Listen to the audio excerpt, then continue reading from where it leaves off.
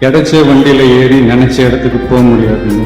நமக்கான ட்ரெயின் வரணும்னா நாம கொஞ்ச நேரம் பிளாட்ஃபார்ம்ல நின்று தான் ஆகணும். என்ன நண்பா?